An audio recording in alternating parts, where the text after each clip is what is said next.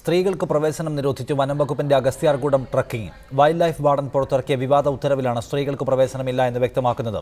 ഹിമാലയവും എവറസ്റ്റും അടക്കം സ്ത്രീകൾ കീഴടക്കുന്ന കാലത്ത് അഗസ്ത്യാർകൂടത്തിൽ പ്രവേശനം നിഷേധിക്കുന്നതിനെതിരെ കടുത്ത പ്രതിഷേധവും ഉയർന്നു കഴിഞ്ഞു. ഈ മാസം 15-ന് തുടങ്ങുന്ന അഗസ്ത്യാർകൂടം ട്രക്കിംഗിൽ നിന്നും സ്ത്രീകളെ ഒഴിവാക്കിയ നടപടിയാണ് വിവാദമാകുന്നത്. ട്രക്കിംഗ് സംബന്ധിച്ച് വിവരിക്കുന്ന സർക്കുലറിൽ 14 വയസ്സിന് താഴെയുള്ള കുട്ടികൾക്കും സ്ത്രീകൾക്കും പ്രവേശനമില്ലെന്ന് വ്യക്തമാക്കുന്നു. ഒരു ദിവസം 100 പേർക്ക് പ്രവേശനം നൽകുന്ന ട്രക്കിംഗ് മാർച്ച് 7 വരെ ക്രമീകരിച്ചിട്ടുണ്ടെങ്കിലും ഒരു ദിവസം പോലും സ്ത്രീകൾക്ക് സൗകര്യമൊരുക്കിയിട്ടില്ല. വനം വകുപ്പിന്റെ പുതിയ ഉത്തരവ് ഭരണഘടനാ വിരുദ്ധമാണെന്ന് സാമൂഹിക പ്രവർത്തകർ ചൂണ്ടിക്കാട്ടുന്നു.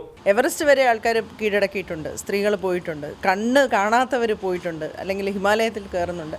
അങ്ങനെയെല്ലാം നമ്മുടെ ഇന്ത്യയിലെ ആണും പെണ്ണിനെയും വേർതിരിവ് പാടില്ല എന്ന് കോൺസ്റ്റിറ്റ്യൂഷൻ പറയുമ്പോൾ നമ്മുടെ നാട്ടിൽ കോൺസ്റ്റിറ്റ്യൂഷൻ പറയുന്നതല്ല ഗൗരവമായിട്ട് ആൾക്കാർ എടുക്കുന്നത്. അതേസമയം അപകട സാധ്യത മുന്നിൽ കണ്ടാണ് സ്ത്രീകളെ ഒഴിവാക്കുന്നതെന്ന് വനം വകുപ്പ് അനൌദ്യോഗികമായി വിശദീകരിക്കുന്നു.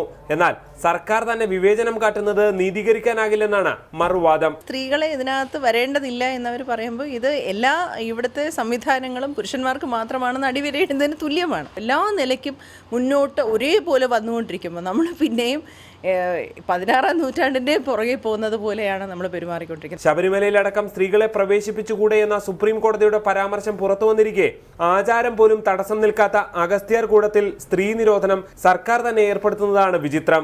G Sreejith, reporter, Thiruvananthapuram.